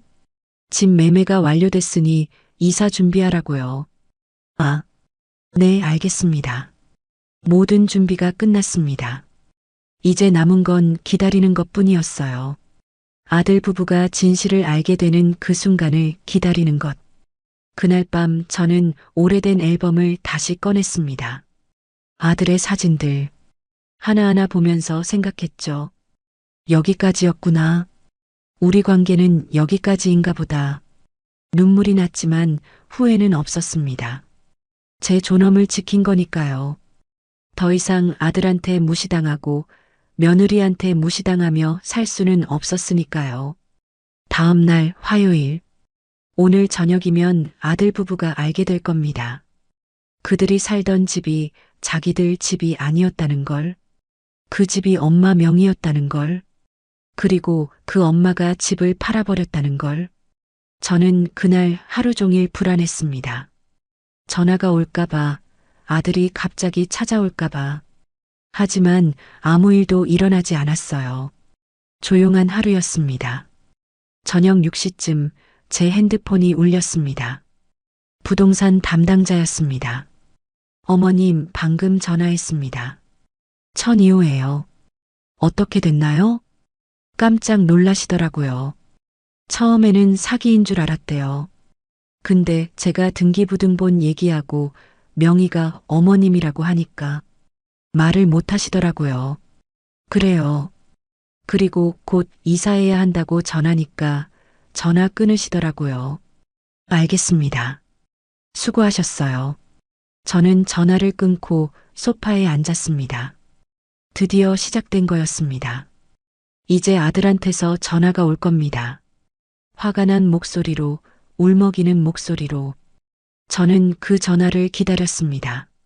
제 결정을 확인시켜줄 그 전화를. 부동산에서 전화가 온 지 30분쯤 지났을까요? 제 핸드폰이 울렸습니다.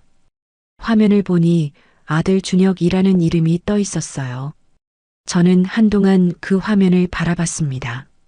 받아야 할까 말아야 할까? 결국 받았습니다. 엄마, 아들의 목소리가 터져 나왔습니다. 다급하고 당황스러운 목소리였죠. 엄마, 지금 무슨 일이야? 부동산에서 전화 왔는데 집을 팔았다고? 그게 무슨 소리야? 저는 침착하게 대답했습니다. 그래, 팔았어. 뭐? 엄마가 무슨 권리로? 아, 잠깐. 이 집이. 설마. 아들이 말을 더듬었습니다. 그제야 깨달은 것 같았어요. 이 집 명의가. 엄마야? 그래, 내 명의지. 내가 까맣게 잊고 있었구나. 전화 너머로 아들이 숨 쉬는 소리가 들렸습니다. 당황한 숨소리였죠. 엄마, 그게 나는 내 명의인 줄. 결혼할 때 엄마가 도와준 거라고. 도와준 게 아니라 다 내 돈으로 산 거야. 내 명의로. 그리고 이제 그걸 팔았어. 엄마, 어떻게 그럴 수가 있어? 우리가 지금 살고 있는데 미리 말이라도 해줘야 하는 거 아니야. 아들의 목소리가 높아졌습니다. 화가 났나 봅니다. 준혁아, 너희가 뭐라고 했지? 절대 오지 말라고 했잖아. 우리 집이라고 했잖아. 그래서 내가 내 집을 팔았어. 뭐가 문제니? 엄마, 그건 그렇고 이건 이렇잖아. 우리가 갈 곳도 없는데 어떡해. 그건 너희가 알아서 할 일이지. 나한테 왜 묻니? 저는 냉정하게 말했습니다. 아들은 잠시 말문이 막힌 것 같았어요. 뒤에서 며느리 목소리가 들렸습니다. 뭐래? 어머니가 뭐래? 수진아, 이 집이 엄마 명의였대. 그리고 엄마가 집을 팔았대. 뭐라고? 그게 무슨 소리야? 며느리가 소리쳤습니다. 그리고 전화를 빼앗은 것 같았어요. 며느리 목소리가 들렸습니다. 어머니, 지금 장난하시는 거예요? 이 집이 어머니 명의라고요? 장난 아니야. 등기부등본 확인해봐. 김정자, 내 이름 나와 있을 거야. 그럼 처음부터 우리를 속인 거잖아요. 우리는 우리 집인 줄 알았는데 내가 언제 너희 집이라고 했니? 너희가 멋대로 그렇게 생각한 거지. 며느리가 말을 잇지 못했습니다. 저는 계속 말했습니다. 결혼할 때 신혼집 해준다고 했잖아. 해준 거야. 내 명의로. 나중에 너희한테 물려주려고 했지. 근데 계획이 바뀌었어. 어머니, 지금 이게 말이 돼요? 우리가 언제까지 나가야 하는데요? 내일부터 새 입주자 들어온대. 오늘 밤까지 짐 싸서 나가면 돼. 내일이라고요? 말도 안 돼요. 집 구할 시간도 없잖아요. 며느리가 울먹이는 목소리로 말했습니다. 그건 내 문제가 아니야. 너희가 알아서 해. 다시 아들이 전화를 받았습니다.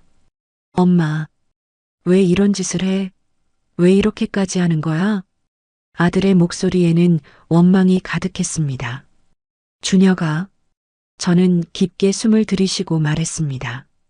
너희가 절대 오지 말라고 했지? 시댁 방문 스트레스라고 했지? 엄마가 지겹다고 했지? 그래서 나도 너희 집을 떠났어. 너희가 원한 거잖아. 엄마 없는 생활. 엄마, 그렇다고 이렇게까지. 이제 그 집은 너희 집이 아니야. 제가 단호하게 말했습니다. 내 집도 아니고 새 주인 집이지. 너희는 앞으로 내 인생에 오지 마라. 그 말을 끝으로 저는 전화를 끊었습니다. 손이 떨렸지만 후회는 없었습니다. 전화를 끊고 나니 조용했습니다. 너무 조용했어요. 저는 창밖을 바라봤습니다. 어둠이 내리고 있었습니다. 서울의 밤. 제가 평생 살았던 이 도시의 밤이 이제는 낯설게 느껴졌습니다. 핸드폰이 다시 울렸습니다. 아들이었어요. 저는 받지 않았습니다. 계속 울렸죠. 한 번, 두 번, 세 번, 네 번, 다섯 번. 집요하게 울려댔습니다. 문자도 연달아 왔습니다. 엄마, 제발 전화 좀 받아. 엄마, 우리 이야기 좀 하자. 엄마, 미안해. 내가 잘못했어. 엄마, 제발. 우리 어떻게 해야 해? 엄마, 준혁이도 있는데. 제발. 손주 이름까지 꺼내며 애원하는 아들. 하지만 저는 무시했습니다. 더 이상 들을 말이 없었으니까요. 아니, 정확히는 듣고 싶지 않았어요. 지금 듣는다면 마음이 흔들릴 것 같았거든요. 저는 핸드폰을 무음으로 설정하고 책상 서랍에 넣어버렸습니다. 안 보이니 마음이 편했어요. 그날 밤 저는 짐을 쌌습니다. 많지 않았어요. 필요한 옷가지와 중요한 서류들, 몇 장의 사진. 그게 전부였습니다. 서울에서의 40년 인생이 이 작은 박스 몇 개에 담길 수 있다니 허무하기도 했습니다. 아들의 어린 시절 사진도 몇 장 챙겼습니다. 돌사진, 초등학교 입학식 사진, 대학 합격했을 때 사진, 행복했던 시절의 기록들. 이제는 추억이 된 순간들을 보며 저는 한숨을 쉬었습니다. 어디서부터 잘못된 걸까? 밤 11시쯤 딸 미영이에게서 전화가 왔습니다. 엄마, 오빠한테 연락 왔어? 응, 왔어. 근데 받지 않았어. 엄마, 오빠가 나한테도 전화했어. 엄청 울면서 어떡하냐고, 갈 곳이 없다고. 그건 걔가 알아서 할 일이지. 엄마, 진짜 괜찮아? 너무 마음 쓰이지 않아? 딸의 목소리에는 걱정이 묻어났습니다. 괜찮아. 이제 새로운 시작이야. 미영아, 엄마 내일 그쪽으로 갈게. 응, 알았어. 엄마 기다릴게. 조심히 와. 전화를 끊고 저는 침대에 누웠습니다. 하지만 잠이 오지 않았어요. 천장을 바라보며 생각했습니다. 정말 잘한 걸까? 너무 가혹한 건 아닐까? 하지만 곧 고개를 저었습니다. 아니야. 나도 존중받을 자격이 있어. 내가 잘못한 게 아니야. 다음 날 아침 일찍 일어났습니다. 이삿짐 센터가 오기로 한 시간은 9시. 저는 마지막으로 집안을 둘러봤어요.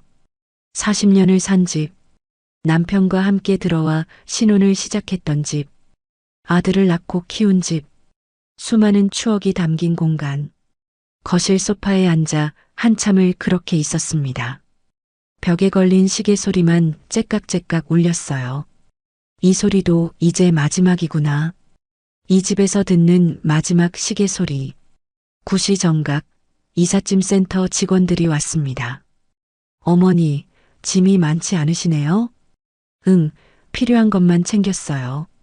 나머지는 다 버리려고요. 알겠습니다. 금방 끝날 것 같아요. 짐을 싣는 동안 저는 베란다에 서서 밖을 바라봤습니다. 익숙한 풍경, 아침마다 보던 아파트 단지, 저 멀리 보이는 산, 출근하는 사람들. 모든 게 그대로인데 제 삶만 완전히 바뀌고 있었습니다. 짐을 다 싣고 마지막으로 집을 나서는 순간 저는 뒤를 돌아봤습니다. 텅 빈 거실, 가구도 없고 사람도 없는 공간. 그 텅 빈 공간이 제 마음 같았어요. 잘 있어. 저는 빈 집에게 작별 인사를 했습니다. 그리고 문을 닫았어요. 철컥 하는 소리와 함께 40년의 삶이 닫혔습니다. 차에 올라타고 출발했습니다. 백미러로 아파트를 바라봤어요. 점점 멀어지는 건물, 점점 멀어지는 서울, 점점 멀어지는 과거. 고속도로에 진입했습니다. 차창 밖으로 풍경이 빠르게 스쳐 지나갔어요. 도시가 사라지고 산과 들판이 나타났습니다. 공기도 달라지는 것 같았어요. 더 맑고 더 자유로운 공기. 운전하면서 저는 생각했습니다. 이게 맞는 걸까? 정말로 새로운 시작이 될 수 있을까? 불안하기도 했지만 동시에 기대되기도 했습니다. 아들 눈치 보지 않고 며느리 비위 맞추지 않고 그냥 제가 하고 싶은 대로 살 수 있다는 것. 3시간쯤 걸려 도착했습니다. 딸 미영이가 집 앞에서 기다리고 있었어요. 손녀 지우도 함께 있었습니다. 엄마, 미영이가 달려와 저를 안았습니다. 엄마 고생했어. 많이 힘들었지? 아니야, 괜찮아. 오히려 속이 후련하다. 미영이는 제 얼굴을 자세히 보더니 웃었습니다. 엄마 표정 좋은데? 진짜 괜찮은 것 같아. 그래, 이제 진짜 괜찮을 거야. 지우가 제 손을 잡았습니다. 할머니, 여기 완전 좋아요. 우리 집 가까워서 자주 놀러 올 수 있어요. 그래, 우리 지우. 할머니도 기대된다. 새로 산 전원주택으로 들어갔습니다. 작지만 아늑한 집이었어요. 거실 창문으로는 마당이 보였고 그 너머로 작은 산이 보였습니다. 서울의 답답한 아파트와는 완전히 달랐어요. 엄마, 여기 어때? 마음에 들어? 응, 너무 좋다. 공기도 좋고 조용하고 엄마가 여기서 행복하게 살 것 같아. 짐을 풀기 시작했습니다. 미영이와 지우가 도와줬어요. 옷을 정리하고 이불을 펴고 주방 살림을 배치하는 동안 웃음이 끊이지 않았습니다. 할머니, 이 방은 제 방으로 해도 돼요? 제가 자주 놀러 올 거거든요. 그래, 지우 방으로 하자. 할머니가 예쁘게 꾸며줄게. 와, 좋아요. 짐을 다 풀고 저녁을 먹었습니다. 미영이가 만든 된장찌개와 김치, 그리고 제가 좋아하는 두부조림. 셋이서 식탁에 앉아 밥을 먹는데 왠지 모르게 편안했어요. 엄마, 서울 집보다 여기가 더 좋지 않아?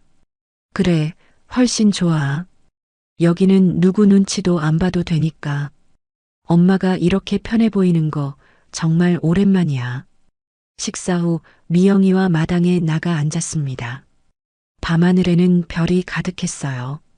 서울에서는 절대 볼 수 없었던 별들. 예쁘다, 그치? 응, 정말 예쁘네. 저는 별을 보며 생각했습니다. 새로운 시작. 이제 진짜 내 삶을 살아야지. 며칠이 지났습니다. 저는 새로운 생활에 빠르게 적응했어요. 아침에 일어나 마당을 거닐고 텃밭에 채소를 심고 동네를 산책했습니다. 동네 할머니들과도 친해졌어요. 새로 오셨어요? 어디서 오셨어요? 서울에서 왔어요. 아이고, 서울서? 여기는 좀 심심하지 않아요? 아니에요, 전혀. 여기가 훨씬 좋은 것 같아요.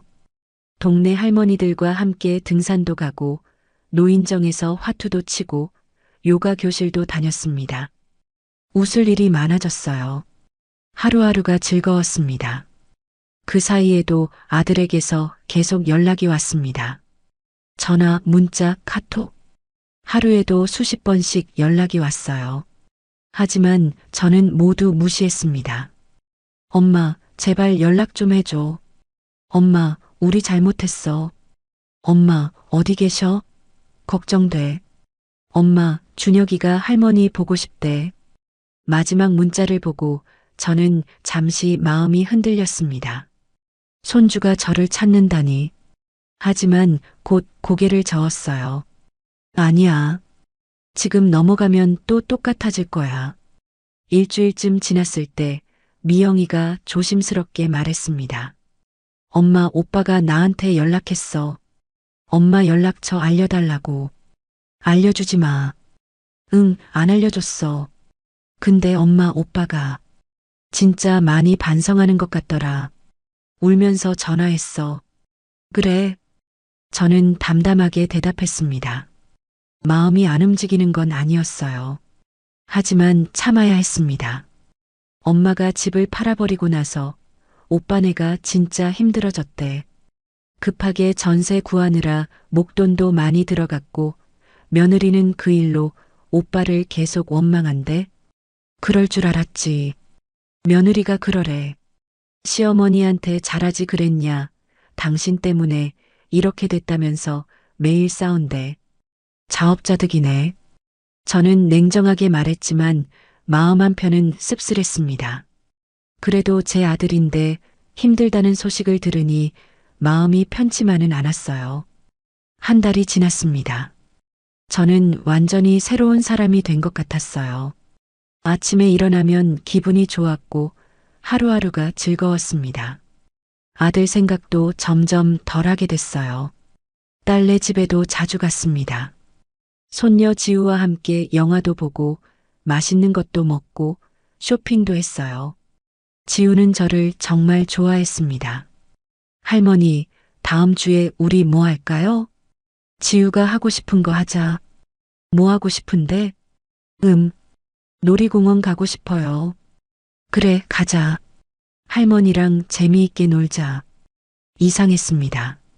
아들네에서는 손주 보는 것도 눈치 봐야 했는데 딸네에서는 손녀와 자유롭게 시간을 보낼 수 있었어요.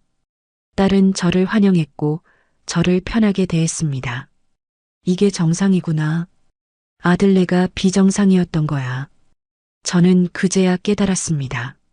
2달쯤 지났을 때 아들이 제 주소를 알아낸 모양이었습니다. 미영이가 전화했어요. 엄마, 오빠가 엄마 주소를 알아냈대. 곧 찾아올 것 같아. 그래, 오면 오는 거지 뭐. 엄마, 괜찮겠어? 괜찮아. 이제 나한테 뭐라고 하든 상관없어. 며칠 후 정말로 아들이 왔습니다. 오후 2시쯤 초인종이 울렸어요. 문을 열었더니 아들이 서 있었습니다. 3달 만에 보는 아들. 많이 변해 있었어요. 수척해졌고 눈 밑에 다크서클이 있었으며 얼굴색도 안 좋았습니다. 엄마, 들어와. 저는 담담하게 말했습니다. 아들이 집 안으로 들어왔어요. 거실을 둘러보더니 말했습니다. 집, 좋네요. 조용하고. 그래, 나는 마음에 들어. 우리는 소파에 앉았습니다. 어색한 침묵이 흘렀죠. 아들이 먼저 입을 열었습니다. 엄마, 미안해요. 뭐가? 모든 게요. 엄마한테 정말 못되게 굴었어요. 아들의 목소리가 떨렸습니다. 엄마를 오지 말라고 하고, 지겹다고 하고, 집착한다고 하고, 돌이켜 생각해 보니 제가 정말 나쁜 놈이었어요. 이제 알았니? 저는 냉정하게 물었습니다. 네. 집을 잃고 나서야 알았어요. 그 집이 엄마 명의였다는 것도, 엄마가 평생 모은 돈으로 사주신 거라는 것도, 제가 그걸 당연하게 여기고 엄마를, 아들이 말을 잇지 못했습니다. 너 그때 뭐라고 했지? 여긴 우리 집이니까라고 했지? 내 집이 아니었는데. 죄송해요, 엄마. 정말, 정말 죄송해요. 아들이 고개를 숙였습니다.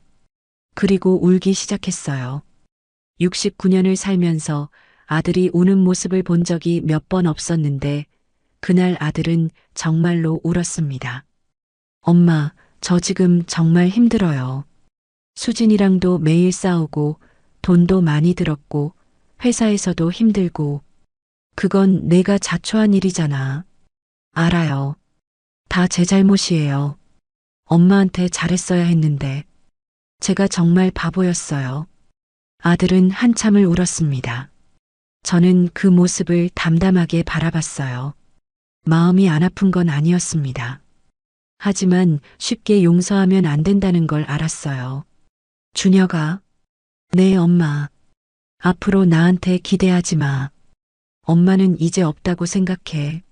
내 인생은 내가 알아서 살아. 엄마, 그럼 정말. 그리고 손주 준혁이 그 아이 돌잔치도 안 부르고 할머니를 외부인 취급하더니 이제 와서 뭘 바라니? 아들이 아무 말도 하지 못했습니다. 엄마, 정말 다시는 기회가 없는 거예요? 기회는 이미 많이 줬어. 내가 다 걷어찬 거지. 저는 일어섰습니다. 이제가 내 말은 끝났어. 엄마, 준혁아, 내가 엄마 집 한 거 원망하니? 처음에는 원망했어요. 솔직히. 근데 이제는 엄마가 그럴 만했다는 걸 알아요. 제가 너무 심했으니까. 그래, 알면 됐어. 이제가. 아들은 천천히 일어났습니다. 문 앞에서 한 번 더 뒤돌아봤어요. 엄마, 혹시 나중에라도 용서받을 수 있을까요? 저는 잠시 생각했습니다. 모르겠어. 시간이 지나봐야 알겠지. 근데 기대는 하지 마. 내가 나한테 한 상처가 얼마나 큰지 아니? 알아요. 죄송해요. 아들이 고개를 숙이고 나갔습니다. 문이 닫혔어요. 저는 창문으로 아들이 차에 올라타 떠나는 모습을 봤습니다. 핸들을 잡고 한참을 앉아 있더니 결국 차를 출발시켰어요. 저는 소파에 앉아 한참을 그렇게 있었습니다. 마음이 복잡했어요. 아들을 내친 게 맞는 걸까? 하지만 곧 고개를 저었습니다. 아니야. 쉽게 용서하면 안 돼. 아들이 진정으로 변하는지 지켜봐야 해. 그날 저녁 미영이가 전화했습니다. 엄마, 오빠 갔어? 응, 갔어. 어땠어? 울더라. 많이 반성하는 것 같더라. 그래서 엄마는 용서 안 해줬어. 아직은 때가 아니야. 엄마가 맞는 것 같아. 오빠가 진짜로 변해야 해. 그로부터 시간이 흘렀습니다. 계절이 바뀌었어요. 여름이 지나고 가을이 왔습니다. 전원주택 마당의 나무들이 단풍으로 물들었어요. 빨강, 노랑, 주황. 정말 아름다웠습니다. 저는 매일 아침 마당을 거닐었습니다. 나뭇잎이 떨어지는 소리, 새들이 지저귀는 소리, 바람이 불어오는 소리. 모든 게 평화로웠어요. 이렇게 평화로울 수가 있구나. 저는 생각했습니다. 아들 눈치 안 보고 며느리 비위 안 맞추고 그냥 내가 하고 싶은 대로 사는 살. 이게 진짜 제 삶이구나. 동네 할머니들과도 더 친해졌습니다. 함께 산책도 가고 요가도 하고 노인정에서 수다도 떨었어요. 웃는 날이 많아졌습니다. 정자 씨, 요즘 표정이 정말 밝아요. 무슨 좋은 일 있어요? 그냥 자유로워서 그런가 봐요. 자유, 무슨 자유요? 인생의 자유요.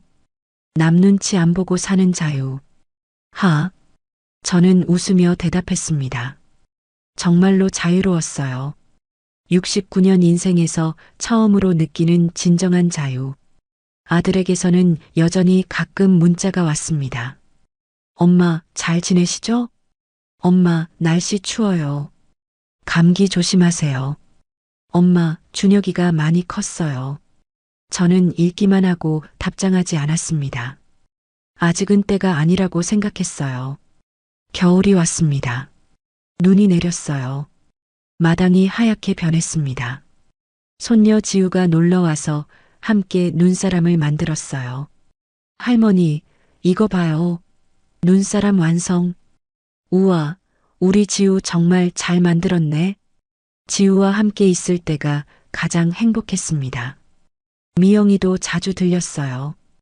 딸이 해준 밥을 먹고 함께 TV를 보고 그냥 이야기를 나누는 것만으로도 좋았습니다. 이게 가족이구나. 서로를 존중하고 편하게 대하는 관계. 아들네와는 완전히 달랐습니다.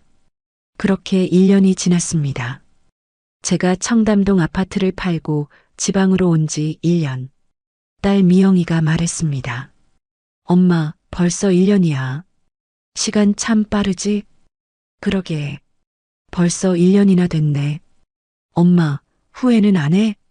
전혀. 이게 내가 한 최고의 선택이었어. 정말이었습니다. 저는 전혀 후회하지 않았어요. 오히려 더 일찍 이렇게 할 걸 하는 생각이 들 정도였습니다. 그날 저녁 미영이가 조심스럽게 말했습니다. 엄마, 오빠가 엄마 생신 때 만나고 싶대. 선물도 드리고 싶고 준혁이도 보여드리고 싶대. 내 생신이 언제더라? 다음 달이잖아. 70세 되시는 거.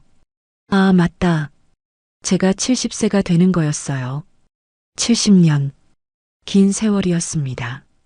만날까? 엄마가 결정해. 나는 엄마 의견 따를게. 저는 고민했습니다. 1년 동안 아들을 만나지 않았어요. 1년이면 사람이 변할 수 있을까? 아들은 정말로 달라졌을까? 알았어. 만나볼게.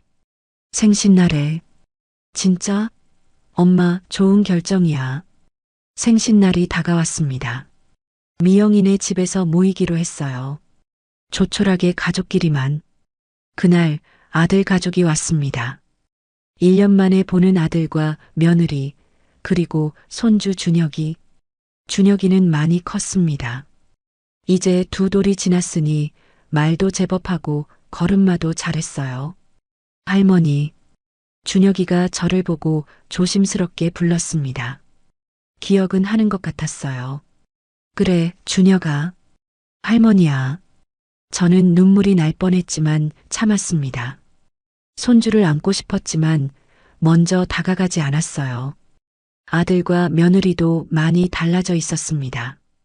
둘 다 수척해 보였고 표정도 어두웠어요. 어머니, 축하드립니다. 70세.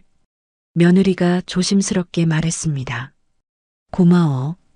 저는 담담하게 대답했습니다. 아들이 케이크를 내놨어요. 엄마가 좋아하시는 딸기 케이크요. 그래, 고맙다. 촛불을 켜고 노래를 불렀습니다. 생일 축하합니다. 다 같이 부르는 노래를 들으며 저는 생각했습니다. 1년 전에는 상상도 못했던 풍경이네. 케이크를 자르고 함께 먹었습니다. 어색했지만 나쁘지 않았어요.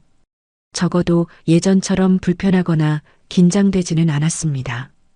식사 후 아들이 말했습니다. 엄마, 이 1년 동안 많이 생각했어요. 그래, 제가 얼마나 잘못했는지, 엄마가 얼마나 소중한 분인지, 이제야 알았어요. 늦게 알았네. 네, 너무 늦었어요. 근데 엄마, 그래도 기회를 한 번만 더 주실 수 있나요? 아들이 간절하게 물었습니다. 기회? 네. 다시 시작하고 싶어요. 제대로 된 아들이 되고 싶어요. 저는 아들을 바라봤습니다. 진심으로 보였어요. 1년 전과는 다른 눈빛이었습니다. 준혁아, 네, 엄마. 한 번만이야. 이번이 마지막 기회야. 알겠니? 네, 엄마, 감사합니다. 아들의 눈에 눈물이 맺혔습니다. 근데 조건이 있어. 네, 말씀하세요. 나한테 간섭하지 마. 내가 어떻게 살든 존중해줘. 그리고 너희 집 일에 나도 간섭 안 할 테니까 너희도 내 인생에 간섭하지 마. 알겠습니다, 엄마. 그리고 손주 준혁이 보고 싶을 때 보게 해줘. 할머니 자격으로. 당연하죠, 엄마. 준혁이도 할머니 많이 보고 싶어 했어요. 며느리도 말했습니다. 어머니, 정말 죄송했어요. 제가 너무 이기적이었어요. 수진아, 엄마도 미안했어. 너무 간섭했던 것 같아. 아니에요, 어머니. 어머니는 잘해주신 건데 제가 그걸 몰랐어요. 그날 우리는 오랜만에 편하게 이야기를 나눴습니다. 예전처럼 어색하거나 긴장되지 않았어요. 서로를 존중하는 대화였습니다. 손주 준혁이를 안아봤습니다. 따뜻하고 포근했어요. 할머니, 좋아. 준혁이가 말했습니다. 저는 그만 눈물이 나고 말았어요. 할머니도 준혁이 좋아. 저는 손주를 꼭 안았습니다. 이 순간을 위해 1년을 기다렸던 거였어요. 아들 가족이 돌아간 후 미영이가 말했습니다. 엄마, 잘 결정한 것 같아. 오빠가 정말 많이 달라진 것 같아. 그래, 나도 그렇게 느꼈어. 근데 지켜봐야 해. 진짜로 변했는지. 엄마도 참 강하셔. 1년 동안 아들 안 만나고 버티시다니. 강한 게 아니라 내 존엄을 지킨 거야. 저는 창밖을 바라봤습니다. 별이 쏟아지는 밤하늘. 평화로운 지방의 밤. 잘했어, 김정자. 내가 옳았어. 저는 스스로에게 말했습니다. 그 후로도 아들과는 적당한 거리를 유지했습니다. 한 달에 한두 번 정도 연락하고 명절에 만나고 가끔 손주를 보러 갔어요. 하지만 예전처럼 자주 가거나 간섭하지 않았습니다. 그게 좋았어요. 서로 존중하고 적당한 거리를 유지하는 관계. 이게 건강한 관계더라고요. 저는 지방에서 제 삶을 살았습니다. 텃밭을 가꾸고 할머니들과 어울리고 딸과 손녀와 시간을 보내고 평화롭고 행복한 나날들. 가끔 서울에서의 삶을 떠올렸습니다. 아들 눈치 보며 살았던 날들, 며느리 비위 맞추려 애썼던 시간들. 이제는 추억이 됐어요. 아프지만 배운 게 많은 추억. 내 인생은 뭐였을까? 예전에 했던 질문. 이제는 답을 알 것 같았습니다. 내 인생은 내 거였어. 아들 것도 며느리 것도 아니었어. 내가 살아야 할 인생이었어. 그리고 저는 지금 드디어 제 인생을 살고 있었습니다. 69세에 시작한 새로운 인생. 늦지 않았어요. 전혀 늦지 않았습니다. 저는 마당에 앉아 하늘을 바라봤습니다. 구름이 흘러가고 새가 날아가고 바람이 불어왔어요. 자유로웠습니다. 진정으로 자유로웠습니다. 여러분, 이 이야기를 어떻게 보셨나요? 69세 어머니가 내린 결단. 평생 모은 돈으로 사준 집을 팔아버리고 아들에게 등을 돌린 선택. 너무 가혹했을까요? 아니면 당연한 선택이었을까요? 저는 솔직히 이 어머니의 마음이 이해됩니다. 손주 얼굴 한번 보는 게 그렇게 큰 죄였을까요? 오지 마세요. 지겹다. 집착하지 마세요. 이런 말을 들으면서도 참아야 했을까요? 어떤 분들은 말씀하실 겁니다. 그래도 자식인데 너무 심한 거 아니야? 하지만 어머니도 존중받을 권리가 있습니다. 69년을 살아온 한 사람으로서 당당히 대우받을 자격이 있어요. 제가 이 이야기를 통해 여러분께 묻고 싶은 건 이겁니다. 첫째, 만약 여러분이 이 어머니였다면 정말로 집을 팔아버릴 용기가 있으셨을까요? 아니면 참고 또 참으며 아들 곁에 머물렸을까요? 둘째, 만약 여러분이 아들이었다면 어머니가 집을 팔기 전에 알아챌 수 있었을까요? 어머니의 상처를 진작에 이해할 수 있었을까요? 셋째, 이 어머니의 선택은 정당방위였을까요? 아니면 과한 복수였을까요? 댓글로 여러분의 생각을 들려주세요. 공감하시나요? 아니면 다르게 생각하시나요? 여러분이라면 어떤 선택을 하셨을까요? 그리고 혹시 비슷한 경험이 있으시다면 용기 내어 이야기해 주세요. 여러분의 이야기가 누군가에게는 큰 위로가 될 수 있습니다.